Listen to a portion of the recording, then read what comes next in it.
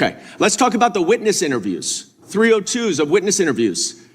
Those are not subject to the court order. Those are not subject to any fictional sealed order for a search warrant. Why aren't you releasing those with the redacted names of the victims? We are releasing as much as legally allowed. That's why we went back to the court. How is that not legally allowed? Sir, do you know how court orders work? Do you know how protective orders work? Actually, Mr. Patel, I was a real prosecutor for 10 years. I know exactly how. So I was a fake one?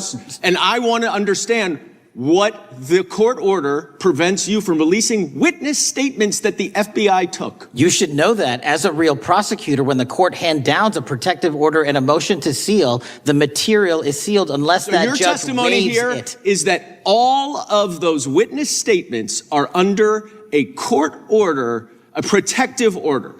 We are providing everything we can legally provide. No, that's not my question. My question is, why are those witness statements that are not grand jury testimony, that if they were under a protective order are no longer under a protective order, why are they not being released? How are they not under a protective order? Why are you not going to the court like you did for the grand jury testimony to unseal those records? The DOJ did go to the court. No, not on those records. Why aren't you going? You just went on grand jury. Time of the gentleman has expired. You are hiding the Epstein files, Mr. Patel. Time of the gentleman has expired. You are part of the cover-up. Can I respond? Sure can. Any allegations that I'm a part of a cover-up to protect child sex trafficking and victims of human trafficking and crimes is patently and categorically false in the work of my... This is not normal political theater.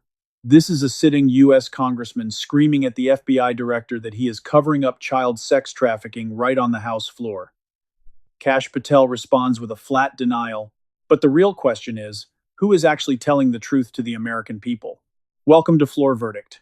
In the next 20 minutes, we are going to break down exactly what happened in that hearing, what Kash Patel is still hiding in the Epstein files, and why his leadership is failing the victims he once promised to help. Let us rewind and see how we reached this explosive moment. Let's talk about the witness interviews. 302s of witness interviews. Those are not subject to the court order. Those are not subject to any fictional sealed order for a search warrant. Why aren't you releasing those with the redacted names of the victims? We are releasing as much as legally allowed. That's why we went back to the court. How is that not legally allowed? Sir, do you know how court orders work? Do you know how protective orders work? Actually, Mr. Patel, I was a real prosecutor for 10 years. I know exactly how. So I was a fake one?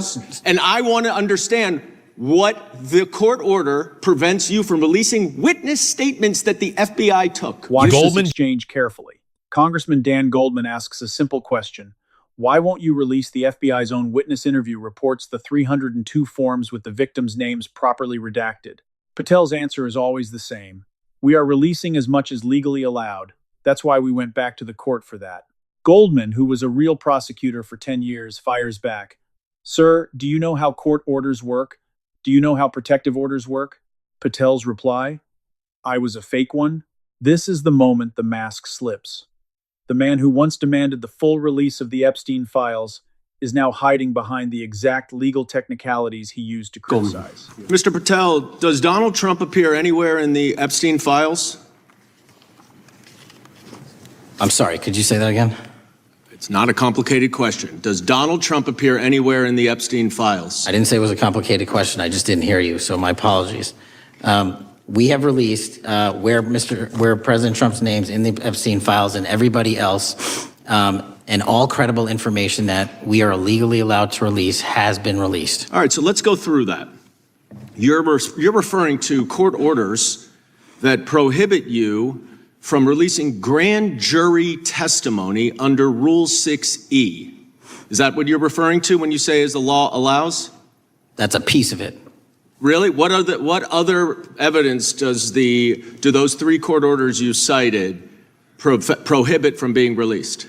information that was collected pursuant to those search warrants that were limited in fashion. Wrong. That's not what the court order says, and that's not under 6E. And you're talking, and I said that's 6E, and I said there was others, and I'm answering that. There are sealed court order documents. There are protective orders. They are unsealed as part of discovery given to Ghislaine Maxwell. They are no longer sealed. That's just not true. We can argue about it all you want. Okay, well, you agree that there are, so your testimony here is that the reason why you are not releasing all of the videos that you have acknowledged, there are so many, and that the FBI spent thousands of hours of reviewing, the photographs, the photographs that you have. You're saying that you're not releasing those because there's a court order requiring them to be sealed? Is that your testimony? Never said that about the videos. On the totality of the videos, of the thousands of images that were seized pursuant to the search warrants executed at the time, the overwhelming majority of that video is pornographic material that was downloaded from the internet and child abuse material. We will never release that. Well, as you should not release the victims. But if there are videos that relate to others who Epstein trafficked to, such as maybe Prince Andrew, or photographs, that you have total control to release. Yes, and if it exists... And so why haven't you released it? Why are you supposing that that is a fact when in fact it is false? Are you saying that... You're saying that none of the videos relate to anything relevant to the Jeffrey Epstein trafficking ring? Every single video that we have collected pursuant to the prior search warrants has been examined for the last 10 years.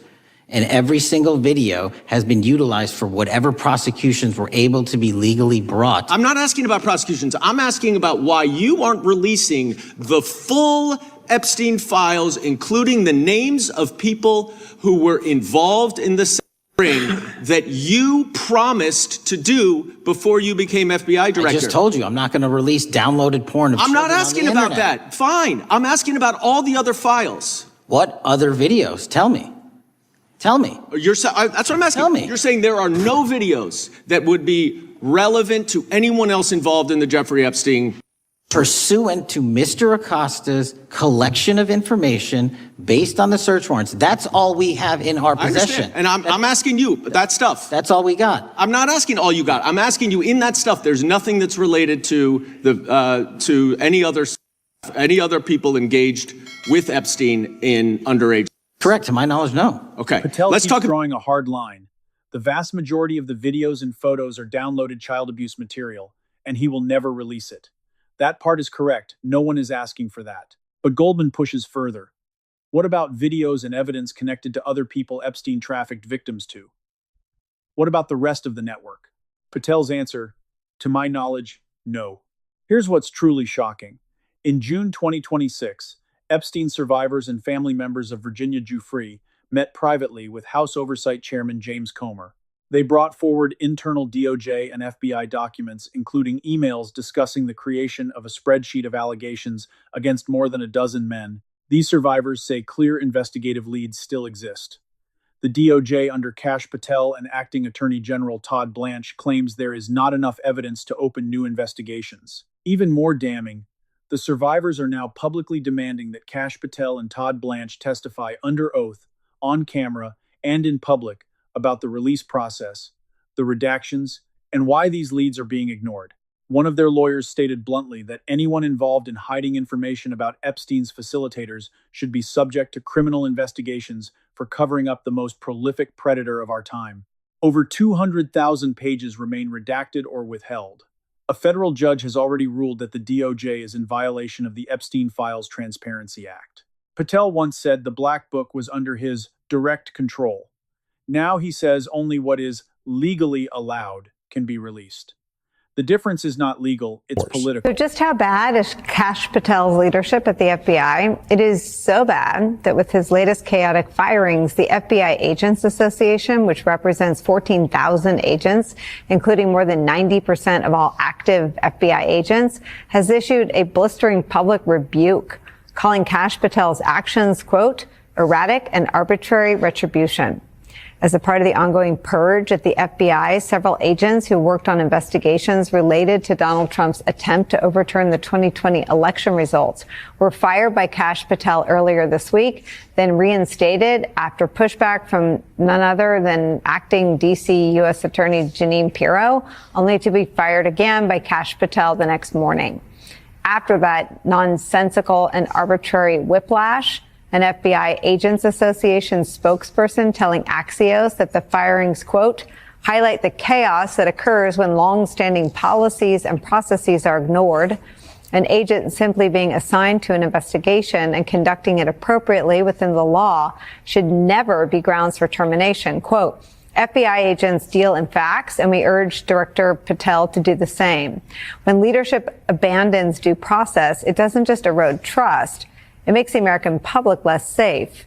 FBI agents must be free to focus on protecting the American people, not fear losing their jobs over third-party social media posts. This statement is actually quite extraordinary, and it's for reasons that may not at first be obvious to the general public. FBI agents, for a variety of reasons and a variety of statutes, do not have access to a lot of the mechanisms other federal employees have to protect their rights and their livelihood. FBI agents cannot unionize. Most of them do not have access to the Merit Systems Protection Board. There are different whistleblower procedures for FBI employees than there are for general government employees. As a result, the only means that FBI agents have to protect their own interests is through the FBI Agents Association. Now, because of that, the FBI Agents Association recognizes and always has that it is only as valuable as it is able to influence and regularly meet with the director or the deputy director of the organization. So they have always bent over backwards to never directly criticize the director or directly antagonize him. I'm not the defund everything guy. I'm just saying Chris Wray doesn't need a government-funded G5 jet to go to vacation. Maybe we ground that plane. $15,000 every time it takes off. Just a thought. We're not the guys running around on private jets. And somebody maybe in Congress should ask for how many flights on a private jet Director Comey took, or my predecessor Director Wray took, and how many personal trips they took. This is not just about one heated hearing. This is about a consistent pattern under Kash Patel's leadership. The FBI Agents Association, which represents over 90% of active agents, took the rare step of publicly rebuking their own director, calling his actions erratic and arbitrary retribution. They warned that when leadership abandons due process, it doesn't just erode trust inside the Bureau, it makes the American public less safe. Multiple agents who worked on investigations connected to Donald Trump were fired, briefly reinstated after pushback from acting D.C. U.S. Attorney Jeanine Pirro, then fired again the next morning. Even more disturbing, former FBI agents have now formed support groups because of the stress and fear created under Patel's leadership. Multiple current and former employees have stated that Patel's FBI is actively making America less safe. Connect the dots. When you purge experienced agents who worked on sensitive cases, you weaken the very institution responsible for investigating powerful people in the Epstein network. How do you expect thorough investigations into high-level co-conspirators when the people doing the work are afraid of losing their jobs for doing them? Go back to the moment in that hearing when Goldman said the victims had requested to speak with Patel and he was not responding. That was not political theater, that was reality. In June 2026, those same victims are still fighting not just for documents, but for basic accountability. They are bringing leads directly to Congress because the FBI and DOJ under Kash Patel are not following up. They feel betrayed by the very people who promised them justice. This is not how you treat survivors of one of the worst sex trafficking operations in modern history. Here is the floor verdict. Kash Patel has failed the most important test of his tenure as FBI director. He campaigned on transparency. He is now hiding behind court orders and legal limits.